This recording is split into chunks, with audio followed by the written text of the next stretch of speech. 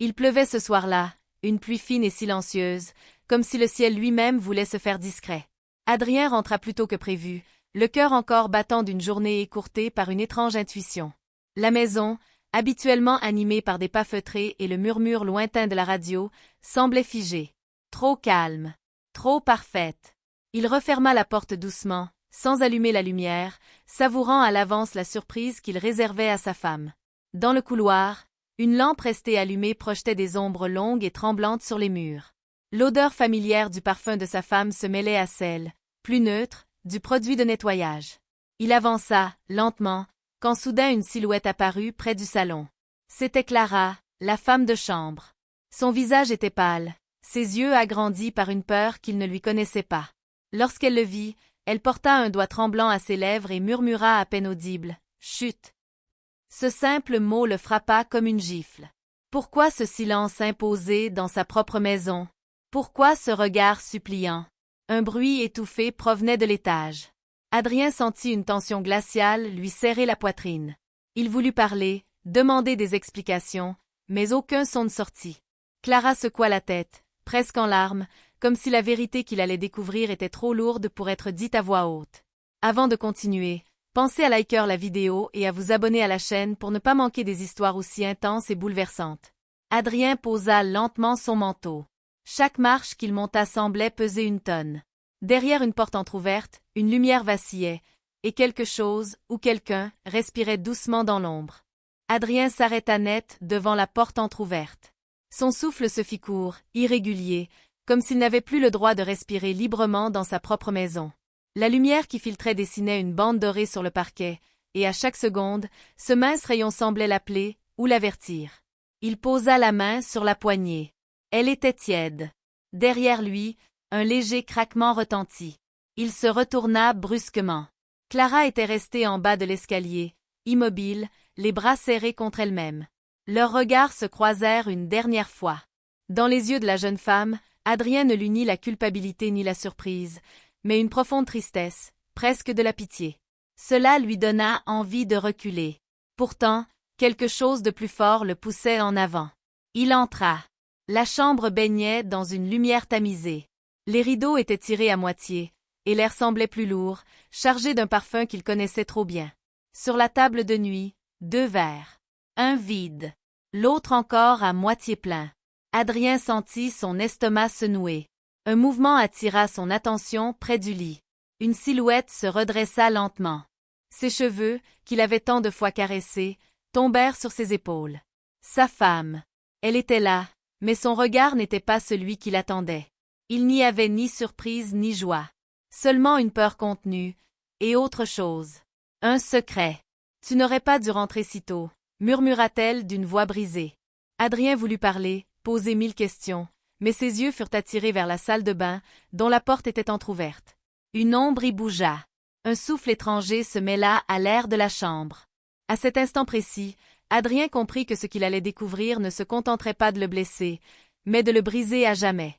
Son cœur se mit à battre si fort qu'il en eut mal aux tempes. Adrien fit un pas vers la salle de bain, puis s'arrêta. Chaque instinct lui criait de ne pas aller plus loin, de refermer cette porte, de prétendre que rien de tout cela n'existait. Mais la vérité avait déjà commencé à le regarder en face. La porte grinça doucement lorsqu'il la poussa. La vapeur chaude brouillait le miroir, comme si la pièce voulait cacher ce qu'elle renfermait. Une serviette humide pendait sur le bord du lavabo. Ce détail insignifiant le frappa avec une violence absurde. Quelqu'un avait pris une douche.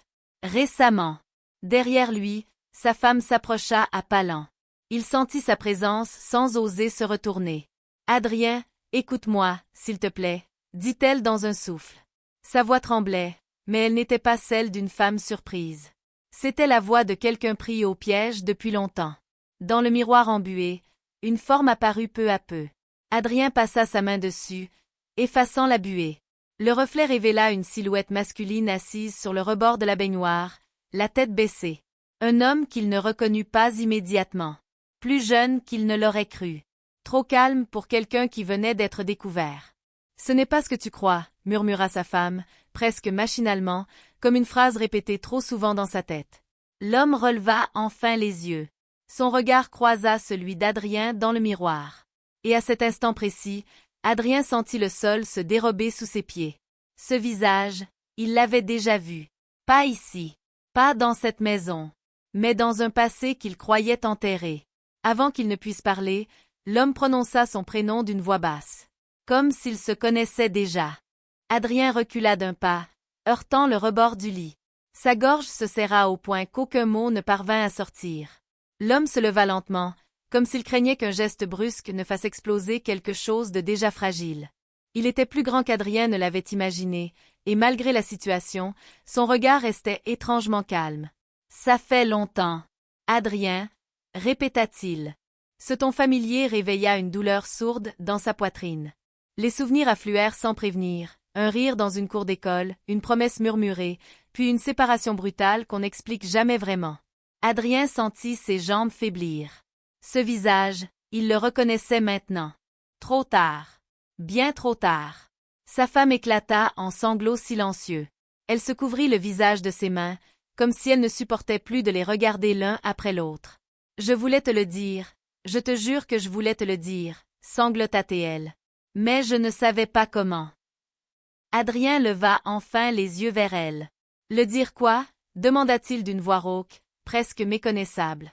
L'homme inspira profondément. « La vérité, » répondit-il à sa place. Le silence qui suivit fut écrasant. Même la pluie semblait s'être arrêtée dehors. Adrien sentit une colère froide monter en lui, mais elle était mêlée à quelque chose de plus dangereux encore, la peur. Car au fond de lui, il pressentait que cette vérité n'était pas une simple trahison. « Tu n'as pas seulement été trompé, » reprit l'homme doucement. « Tu as été protégé. » Ces mots frappèrent Adrien comme un coup. Protégé, de quoi? De qui? Son regard passa de l'un à l'autre, cherchant une faille, un mensonge, quelque chose à quoi se raccrocher. Sa femme s'approcha et posa une main tremblante sur son bras.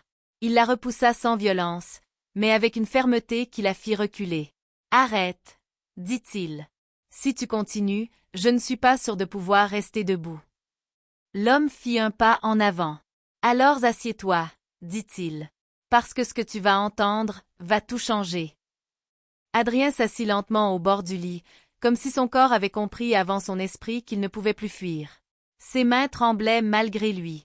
L'homme resta debout, à quelques pas, laissant une distance presque respectueuse, mais cette tenue ne fit qu'aggraver la tension. « Tu te souviens de l'incendie ?» demanda-t-il enfin. Adrien fronça les sourcils. Une image floue surgit aussitôt. Des sirènes, une nuit rougeoyante, l'odeur de la fumée incrustée dans ses vêtements. Il hocha la tête, sans parler. « On t'a dit que c'était un accident, » poursuivit l'homme. « Que tout le monde avait eu de la chance. » Sa femme laissa échapper un sanglot étouffé. Adrien se tourna vers elle, lentement. Son silence était plus violent que n'importe quel aveu. « Qu'est-ce que tu sais de ça ?» demanda-t-il, la voix basse. L'homme inspira longuement. « J'étais là. Cette nuit-là. Pas comme une victime. Comme quelqu'un qui savait ce qui allait arriver. » Adrien sentit un frisson lui parcourir l'échine. « Tu mens » murmura-t-il, sans réelle conviction. « Non » répondit l'homme. « Et si je suis ici ce soir, ce n'est pas pour te voler ta femme. C'est parce que le passé est en train de revenir, et qu'il ne te laissera pas le choix. » La chambre semblait soudain trop petite. Les murs, trop proches. Adrien se leva brusquement. « Si tu sais quelque chose, dis-le maintenant » lança-t-il. « Parce que chaque seconde que tu ajoutes rend ça pire. » Sa femme releva la tête. Ses yeux rouges brillèrent d'une détermination nouvelle. « Il faut qu'il te parle de ton père, » dit-elle. Le mot résonna lourdement dans l'air. Adrien sentit son cœur s'arrêter. « Mon père est mort » souffla-t-il. L'homme secoua lentement la tête. « C'est ce qu'on t'a laissé croire. » Adrien éclata d'un rire sec, presque hystérique. « C'est impossible, » dit-il en se levant d'un bond. « J'ai assisté à son enterrement. J'ai vu le cercueil descendre. » Ces mots résonnaient plus fort qu'il ne l'aurait voulu, comme s'il tentait de convaincre la pièce entière. L'homme ne broncha pas. « Tu as vu ce qu'on voulait que tu vois. » Il marqua une pause, puis ajouta d'une voix plus grave. « Ton père était impliqué dans des choses qui dépassaient ta famille. Des choses dangereuses. L'incendie n'était pas destiné à toi, c'était un avertissement. » Adrien sentit une pression violente dans sa poitrine. Les souvenirs prenaient soudain un autre goût. Les silences de son père. Les départs nocturnes. Les appels qu'il prenait à l'écart. « Pourquoi personne ne m'a rien dit ?» cria-t-il en se tournant vers sa femme. Elle s'approcha, hésita, puis parla enfin. « Parce que s'ils avaient su que tu savais, tu ne serais pas là aujourd'hui. » Sa voix était calme, trop calme, comme celle de quelqu'un qui a accepté l'inacceptable depuis longtemps. Adrien recula jusqu'au mur. « Et lui ?» dit-il en pointant l'homme du doigt. « Qui es-tu vraiment ?» Un silence lourd s'abattit. L'homme baissa les yeux un instant. « Je m'appelle Julien. Et ton père m'a confié une mission avant de disparaître, te surveiller, sans jamais te révéler la vérité. »« Alors pourquoi maintenant ?» murmura Adrien. Julien releva la tête. Son regard avait changé. « Parce que quelqu'un d'autre t'a retrouvé. » À cet instant précis, un bruit sourd retentit en bas, comme une porte qu'on referme trop lentement. Les trois se figèrent. Adrien sentit la peur se transformer en certitude glaçante. Il n'était plus seul dans la maison. Le bruit se répéta, plus proche cette fois. Des pas. Mesurés. Délibérés. Adrien sentit son estomac se nouer. La maison, qui lui avait toujours semblé protectrice, devenait soudain un piège. Il échangea un regard avec Julien. Celui-ci avait déjà compris. Son corps s'était tendu, prêt à réagir. « Ils sont en avance », murmura Julien. « Qui ça, il » souffla Adrien, la voix presque étouffée.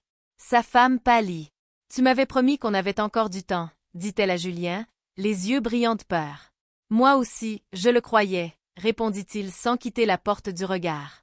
Un grincement monta de l'escalier. Adrien sentit chaque seconde s'étirer comme une torture. Il pensa à toutes les nuits paisibles passées ici, à l'illusion d'une vie simple, ordinaire. Tout cela venait de se fissurer. Julien attrapa doucement le bras d'Adrien. « Écoute-moi bien, » dit-il à voix basse. « Quoi qu'il arrive, tu ne dis rien. Tu observes. Et surtout, tu ne montres pas que tu sais. »« C'est quoi ?» chuchota Adrien, paniqué. Julien esquissa un sourire sans joie. « Que ta vie entière a été construite sur un mensonge soigneusement entretenu. » Les pas s'arrêtèrent devant la porte de la chambre. Une ombre se projeta sous le seuil. Adrien sentit la main de sa femme se glisser dans la sienne, glacée. Un coup discret frappa la porte. Poli, presque courtois. Adrien appela une voix inconnue, posée, dangereusement calme. « Excusez cette visite tardive, mais nous devons parler. » Julien recula lentement, cherchant quelque chose du regard, comme une issue invisible. Adrien comprit alors que cette rencontre n'était pas un hasard, ni une simple coïncidence. C'était un rendez-vous attendu depuis longtemps. La poignée tourna lentement. Et Adrien sut, sans même voir le visage de l'homme, que cette nuit venait de franchir un point de non-retour. La porte s'ouvrit sur un homme impeccablement vêtu, costume sombre, sourire discret, presque rassurant. Derrière lui, le couloir semblait soudain trop étroit pour contenir l'aura qu'il dégageait. Il entra sans attendre d'invitation, refermant la porte avec un calme déconcertant. « Bonsoir », dit-il en regardant Adrien droit dans les yeux. « Je m'appelle Marc. » Son regard glissa ensuite vers Julien, et son sourire s'effaça légèrement. « Je vois que vous avez enfin décidé de briser le silence. » Julien serra les poings. « Tu n'aurais jamais dû venir ici. » Marc haussa les épaules. « Ce n'est pas moi qui ai changé les règles. » Il se tourna vers Adrien. « Votre père avait beaucoup d'ennemis, mais aussi des partenaires. Je faisais partie de ceux qui l'ont aidé à disparaître. » Adrien sentit sa tête tourner. « Disparaître » répéta-t-il mécaniquement. Marc s'approcha d'un pas. « Oui. Et croyez-moi, c'était la seule façon de vous maintenir en vie. » Il marqua une pause, puis ajouta, jusqu'à ce que quelqu'un décide de rouvrir le dossier. Sa femme lâcha la main d'Adrien. « Ils savent, » murmura-t-elle. « Je le sentais. » Marc sourit à nouveau, mais cette fois, il n'y avait aucune chaleur. « Ils savent surtout que vous existez, Adrien, et que vous pourriez leur mener jusqu'à lui. » Le silence devint oppressant. Adrien comprit alors qu'il n'était plus seulement une victime collatérale, mais une clé. Marc sortit lentement une enveloppe de sa veste et la posa sur la table de nuit. « À l'intérieur, il y a un choix, » dit-il calmement. « Vous continuez à faire semblant, ou vous acceptez de connaître toute la vérité. » Adrien fixa l'enveloppe sans oser la toucher. À cet instant précis, son téléphone vibra dans sa poche. Un message s'afficha à l'écran. Un numéro inconnu. Un seul mot, papa. Adrien sentit le sang quitter son visage. Ses doigts tremblaient autour du téléphone, comme s'il tenait un objet vivant, dangereux. Il releva lentement les yeux vers Marc, puis vers Julien. Aucun d'eux ne semblait surpris. Ce détail le glaça plus que le message lui-même. « Ne réponds pas, » dit Julien à voix basse, presque suppliant. « Pas encore. » Marc, au contraire, inclina légèrement la tête, intrigué. « Intéressant. Il n'était donc pas aussi silencieux que je le pensais. » Adrien sentit une colère sourde monter. « Vous saviez, » murmura-t-il. « Vous saviez tous. » Sa voix se brisa. « Et moi, je vivais comme un aveugle. » Sa femme fit un pas vers lui. « Adrien, s'il te plaît, tout ce que j'ai fait, je l'ai fait pour te protéger. Même si ça m'a coûté ton amour. » Ces mots tombèrent lourdement, chargés d'un aveu qu'il n'était pas prêt à entendre jusqu'au bout. Le téléphone vibra de nouveau. Un second message. « Ils sont plus proches que tu ne le crois. Ne fais confiance à personne. » Adrien leva brusquement la tête. « Qui il » demanda-t-il, la voix tendue. Marc se redressa, son calme commençant à se fissurer. « Montre-moi ce message. » « Non, » répondit Adrien, pour la première fois sans hésiter. Quelque chose venait de changer en lui. Une certitude nouvelle, dangereuse. Un bruit métallique retentit soudain à l'extérieur. Comme un objet qu'on laisse tomber volontairement. Julien se précipita vers la fenêtre et écarta légèrement le rideau. « Trop tard » murmura-t-il. « La rue est encerclée. » Marc esquissa un sourire lent. « Alors le jeu commence vraiment. » Adrien serra le téléphone contre lui. Dans l'écran encore allumé, un dernier message apparut, lentement, lettre par lettre. Et avant même de le lire en entier, il sut que sa vie venait de basculer une seconde fois. Adrien lut enfin le message jusqu'au bout. Ses lèvres s'entr'ouvrirent, mais aucun son ne sortit. Son regard se vida, comme si une partie de lui venait de comprendre quelque chose que son esprit refusait encore d'accepter. Il leva lentement les yeux vers les autres. « Il est dans la maison » murmura-t-il. Un silence brutal s'abattit sur la chambre. Même Marc perdit son assurance une fraction de seconde. « C'est impossible » dit-il sèchement. « J'aurais été prévenu. » Julien pâlit. À moins que ce ne soit justement le but. Il recula d'un pas, scrutant les murs, le plafond, chaque recoin. Cette maison n'a jamais été choisie au hasard, Adrien. Un craquement sourd résonna au-dessus d'eux. Des pas, lents, lourds, venant du grenier. Adrien sentit un frisson glacé lui parcourir la colonne vertébrale. Il n'y était jamais monté. On lui avait toujours dit que c'était inutile, dangereux même. Sa femme porta une main à sa bouche. Non, pas maintenant. Ses yeux se remplirent de larmes. Il avait promis d'attendre. Adrien se tourna vers elle, abasourdi. « Tu savais, » dit-il. Ce n'était pas une question. Elle hocha la tête, incapable de parler. Cette fois, il n'y eut ni colère ni cri. Seulement une fatigue immense. Une douleur sourde, profonde. Marc sortit discrètement quelque chose de sa poche. Une arme. S'il est vraiment ici, alors tout ce que nous pensions contrôler ne l'est plus. Les pas s'arrêtèrent net. Juste au-dessus de la trappe du grenier. Une poussière fine tomba du plafond. Puis une voix familière, rauque, chargée d'émotion, traversa le bois. « Adrien, mon fils. Ouvre. » Adrien resta figé, incapable de faire le moindre geste. Ce timbre de voix, il l'aurait reconnu entre mille. Il l'avait entendu dans ses souvenirs, dans ses rêves, parfois même dans ses cauchemars. Ses jambes fléchirent légèrement. Julien s'approcha aussitôt, prêt à le retenir. « N'ouvre pas » souffla-t-il. « Quoi qu'ils disent. » Au-dessus d'eux, le bois du grenier craqua à nouveau. La trappe vibra, comme sous une pression lente mais déterminée. « Je sais que tu es là » reprit la voix, plus douce cette fois. « Ils t'ont menti, Adrien. Tous. Même ceux que tu aimes. » Adrien tourna lentement la tête vers sa femme. Son silence était une réponse plus cruelle que n'importe quel aveu. Marc, lui, avait levé son arme, mais sa main tremblait désormais. « Tu ne comprends pas, lança Marc vers le plafond. Tu n'avais pas le droit de revenir. Un rire bref, presque fatigué, répondit. Le droit? Après tout ce que j'ai sacrifié? La trappe grinça plus fort. J'ai disparu pour lui, pour qu'il puisse vivre sans le poids de mes erreurs. Adrien sentit les larmes lui monter aux yeux. Alors pourquoi maintenant? Cria-t-il, la voix brisée. Il y eut un silence, lourd, presque respectueux. Puis la réponse tomba, implacable. Parce qu'ils ont décidé de finir ce que j'ai commencé. Et que tu es devenu leur cible. Un choc sourd retentit dans la maison, comme une porte forcée au rez-de-chaussée. Julien jura à voix basse. Marc se retourna vers Adrien. Le temps est écoulé, dit-il. Si tu veux survivre à cette nuit, tu vas devoir choisir ton camp. La trappe du grenier s'entr'ouvrit lentement, laissant apparaître une main marquée de cicatrices. La main se retira brusquement, comme si elle avait compris qu'il n'y avait plus rien à forcer. Un silence absolu s'abattit sur la maison, puis des sirènes lointaines commencèrent à hurler, déchirant la nuit. Adrien sentit alors quelque chose se briser en lui, mais aussi quelque chose naître. Il avança lentement, ignora les cris de Julien, ignora l'arme de Marc pointée vers le plafond. Sa femme sanglotait derrière lui, murmurant son prénom comme une prière trop tardive. Adrien posa la main sur la trappe et parla d'une voix calme, étonnamment ferme. « J'ai vécu toute ma vie dans l'ombre de tes choix.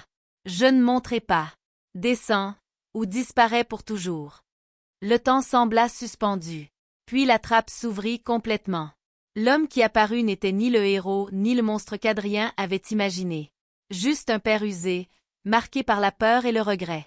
Leurs regards se croisèrent, et dans ce simple échange, des années de mensonges, de sacrifices et d'amour déformés s'effondrèrent. Des hommes envahirent soudain la maison. Des ordres criés. Des armes braquées. Marc lâcha la sienne. Julien ferma les yeux. Le père d'Adrien leva lentement les mains. Alors qu'on l'emmenait, il se retourna une dernière fois. « Tu es libre maintenant, » dit-il doucement. Adrien resta seul au milieu du chaos.